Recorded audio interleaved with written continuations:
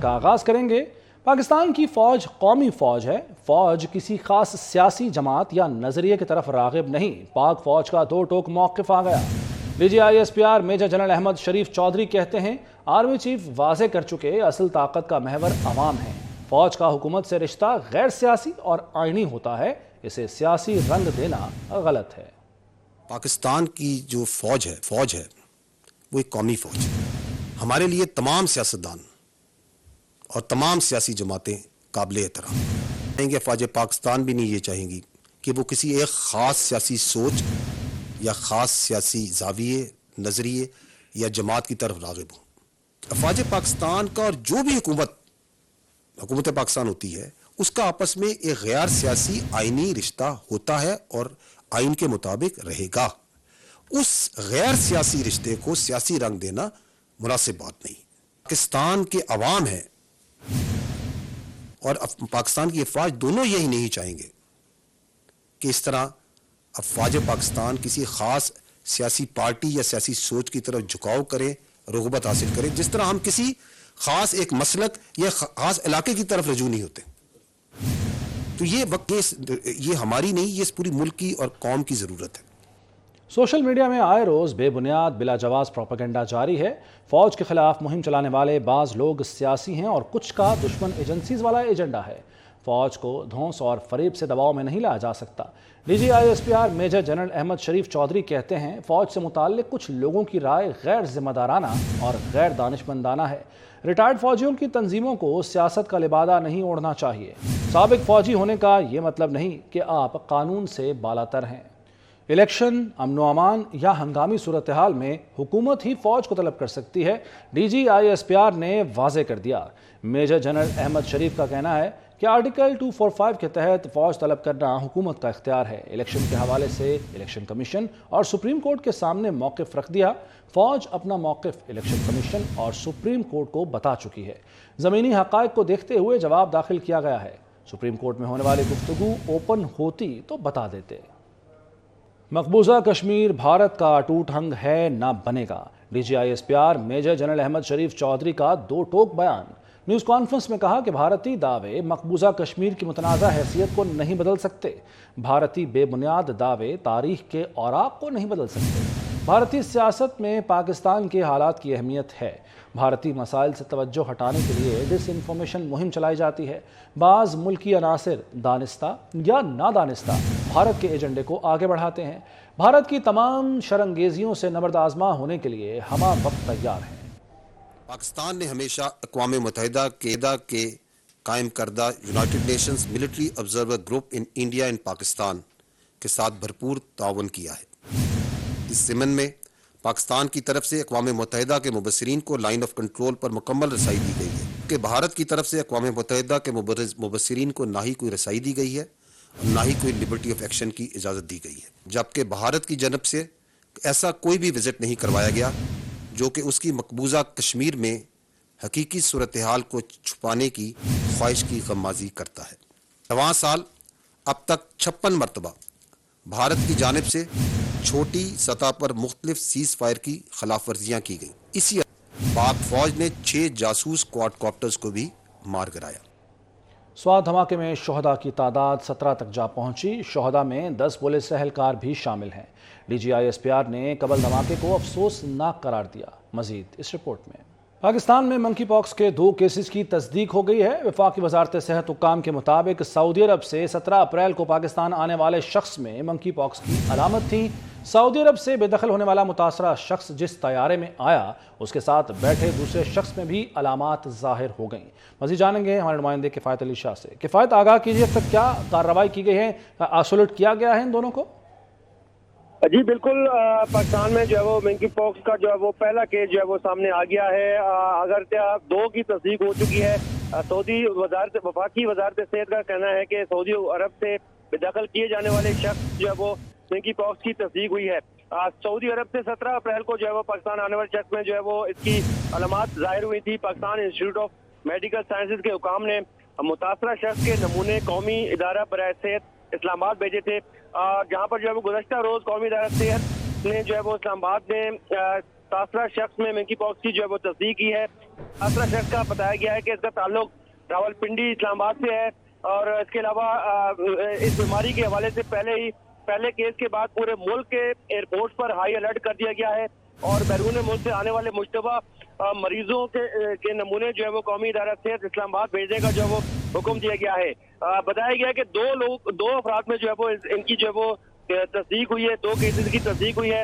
मुतासरा शख्स जिस तैयारे में आया था, इसके साथ बैठे हुए दूसरे शख्स में भी जो है वो अलामात जारी हुई थी। जब उसका भी टेस्ट कराया गया तो इसमें भी जो है वो ये बीमारी और ये वायरस जो है वो उसकी तस्दीक हुई है, जिसके बाद जो है वो हाईलाइट कर दिया गया है, पेशगी इंतजाम कर दिए गए हैं और उनको जो है वो क्वारंटाइन कर दिया गया है। जी ठीक है किफ़ायत, बहुत शुक्रिया आपका।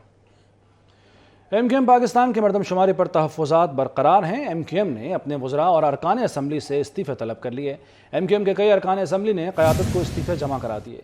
खालिद मकबूल सिद्दीकी का कहना था कि मरदमशुमारी हमारी रेड लाइन है, मरदमशुमारी दुरुस्त ना की गई तो असम्बलियों में बैठने का कोई फ़ायदा नहीं।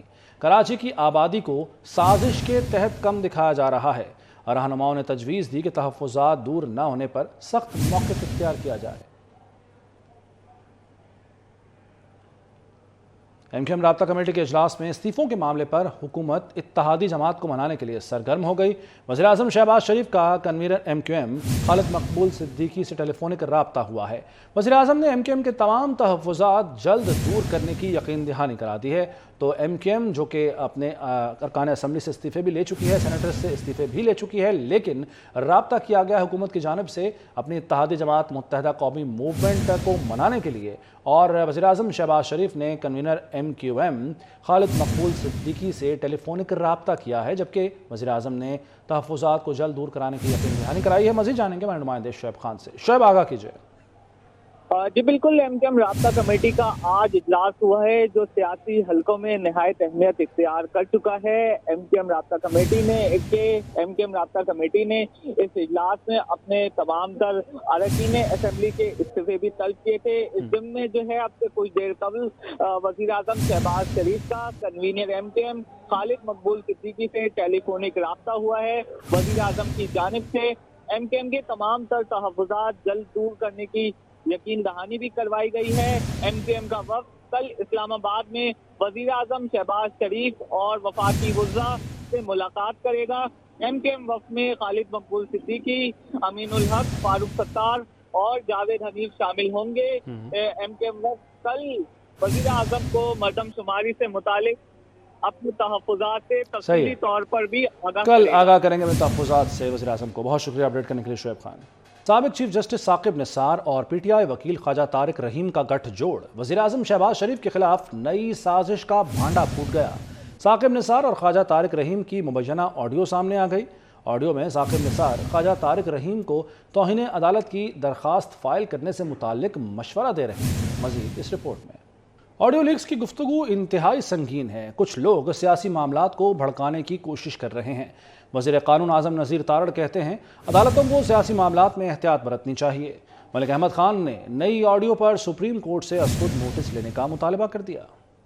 या जो सियासी अखाड़े की बातें हैं वो सियासी ऐवानों में ही गजती हैं। अदालत को बहुत ज़्यादा एहतियात बरतनी चाहिए पॉलिटिकल क्वेश्चंस को डील करते हुए। आज की जो गुफ्तगू है मेरी नज़र में बड़ी संगीन गुफ्तगू है, जो मुल्क के एक सीनियर तरीन वकील और साबिक़ चीफ जस्टिस पाकिस्तान के दरमियान हो रही है। गुफ्तगू है कि किसी न किसी तरह से माहौल ऐसा कर दिया जाए कि अदालतें आमने सामने आ जाएं, पार्लियामान और सुप्रीम कोर्ट, और इन नादान दोस्तों की कोशिशों की वजह से किसी हद तक ये माहौल बन भी चुका है।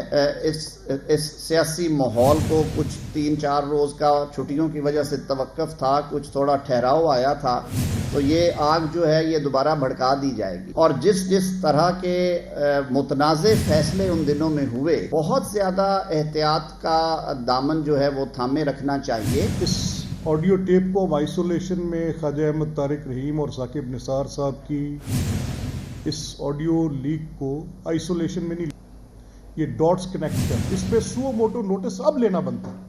चीफ जस्टिस की सास की ऑडियो लीक प्राइवेट लीक नहीं। वज़ीर दाखिला राना सनाउल्लाह का कहना है कि सबसे अहम केस पर इस तरह की ऑडियो लीक होना कोई निजी बात नहीं होती।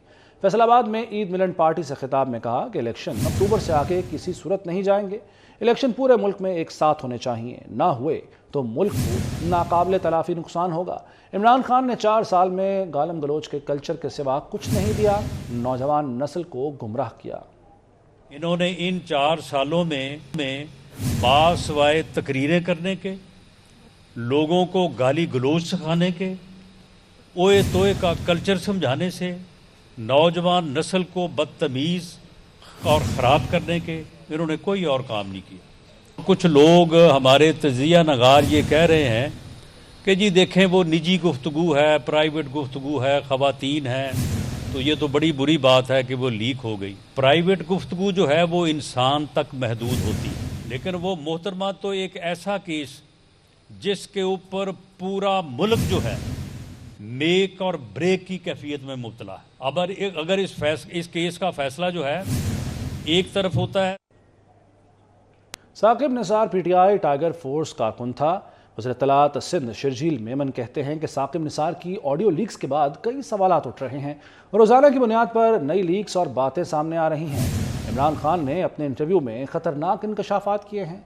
इमरान खान ने कहा कि जनरल बाजवा ने उसे असम्बलियाँ तोड़ने का मशवरा दिया। इमरान खान छुप छुप कर मुलाकात करते रहे हैं। इमरान खान पूरे मुल्क के लिए साजिश कर रहा है, साजिश कहीं और बन रही है।